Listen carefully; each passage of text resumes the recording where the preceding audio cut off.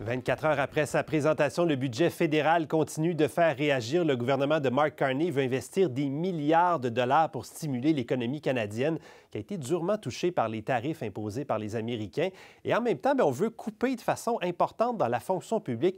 Avec nous pour en discuter, Stephen Guilbeault, ministre de l'Identité et de la Culture canadienne, ministre responsable des langues officielles. Bonsoir, M. Guilbeault. Bonsoir.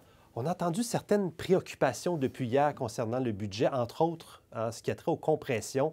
40 000 postes au total. Là, il en reste à peu près 30 000 à couper. On a vu ce qui s'est passé récemment à l'Agence du revenu. Ça sera quoi l'impact sur les services aux Canadiens? Est-ce qu'on doit s'inquiéter? Non, je pense que non. J'ai moi-même dû faire l'exercice pour le ministère dont je suis responsable. Il faut comprendre que pour toutes sortes de raisons, notamment la pandémie, mais ça s'est poursuivi après ça, la fonction publique a augmenté en termes de nombre de façon importante. Si on compare à ce que c'était avant, beaucoup plus que le rythme de croissance de la population canadienne. Alors, ce qu'on cherche à faire, c'est ramener ça à des niveaux plus acceptables, parce qu'évidemment, c'est l'argent des Canadiens et des Canadiennes. Moi, j'ai beaucoup de respect pour les fonctionnaires avec qui je travaille de très près depuis bien plus longtemps que je suis ministre, parce que quand j'étais dans le milieu environnemental, je travaillais déjà avec les fonctionnaires. Mais ce qu'on cherche à trouver, c'est un équilibre dans tout ça. Il y a beaucoup de départs qui vont se faire là, donc par attrition. C'est près de la moitié du chiffre que vous avez mentionné, donc des postes qui ne sont pas renouvelés. Après ça, il y a des départs à la retraite. On va offrir aux gens de pouvoir partir plus tôt. Donc, en bout de ligne, là, je pense que pour les Canadiens et les Canadiennes, on ne verra pas. Mais ces gens-là faisaient quand même du travail, donc ça ne paraîtra pas au bout de la ligne pour les gens qui ont besoin de services. Je pense que ce qu'on essaie de voir aussi, c'est de revoir un peu les façons de faire. Je vous donne un exemple. Dans mon ministère, on a 3 agences différentes qui s'occupent de tout ce qui est production télévisuelle, le documentaire, la télé, les films. On a créé ça il y a des décennies, à l'époque où il y avait... les gens allaient voir des films au cinéma, ils regardaient la télé, les émissions de télé à la télé. Aujourd'hui, on regarde tout ça sur des appareils. Est-ce qu'on a besoin d'avoir 3 entités différentes, 3 services de la paye, 3 services juridiques, 3 services des ressources humaines, ou est-ce qu'on ne peut pas regrouper ça? Donc, c'est beaucoup ce genre de choses-là qui nous animent là-dessus. OK. On a entendu aussi des organismes francophones qui se posent des questions par rapport à ces compressions-là, mais aussi sur les seuils d'immigration qui sont revus à la baisse. Moins d'immigrants, ça veut dire moins de francophones. Vous êtes ministre responsable des langues officielles. Ce sera quoi les conséquences dans les communautés de ça? Bien, d'abord, je tiens à rassurer ces organisations-là. Là, il n'y aura pas de compression sur les cibles d'immigration francophone hors Québec. On est le premier gouvernement dans l'histoire qui réussit à atteindre la cible qu'on s'était fixée de 4 donc 4 d'immigration francophone hors Québec. On est rendu à presque 7 on sera à 8 bientôt et on veut aller jusqu'à 12 donc ça ne change pas. Ça ne change pas. On a modernisé la loi sur les langues officielles. Ça s'accompagne d'un budget historique d'investissement de 4 milliards de dollars pour la francophonie à travers le pays, que ce soit le Québec ou ailleurs au pays. Et on va continuer d'aller de l'avant. Donc, il y a des règlements pour la mise en œuvre de cette nouvelle loi sur les langues officielles qui vont être publiés dans les prochaines semaines.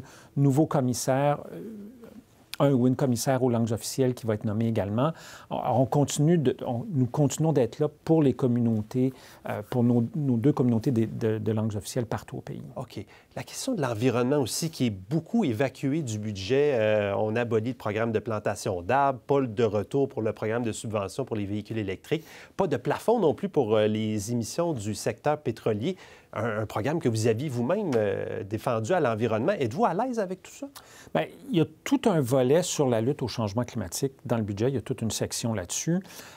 Par exemple, sur le plafond, moi, à l'époque, je m'étais fait dire par certains experts et même par des groupes écologistes, si vous allez, par exemple, si vous utilisez encore plus la tarification industrielle, si vous allez de l'avant avec des réductions de méthane, un gaz à effet de serre très puissant dans le secteur du pétrole et du gaz, vous pouvez arriver au même résultat que le plafond sans faire plus de réglementation. Moi, je ne suis pas marié à un règlement ou à un autre. Pour moi, ce qui compte, c'est la réduction de la pollution. Et là, ce qu'on annonce dans le budget, c'est ce qu'on n'avait jamais fait auparavant, c'est qu'on annonce que la tarification carbone pour les industries va se poursuivre après 2030.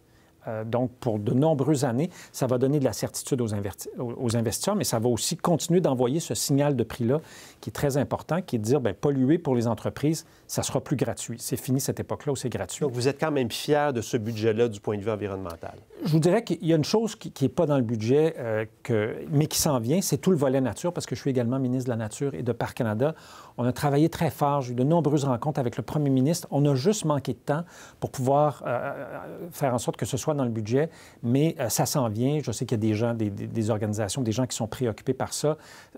Une autre rencontre avec le premier ministre qui s'en vient incessamment là-dessus pour finaliser la stratégie et des investissements importants qui vont l'accompagner. Et ça s'en vient également. Okay. Des investissements aussi qui sont un peu passés sous le radar dans le domaine de la culture, de l'argent pour des artistes notamment, différents programmes. Qu'est-ce que vous voulez accomplir avec ça?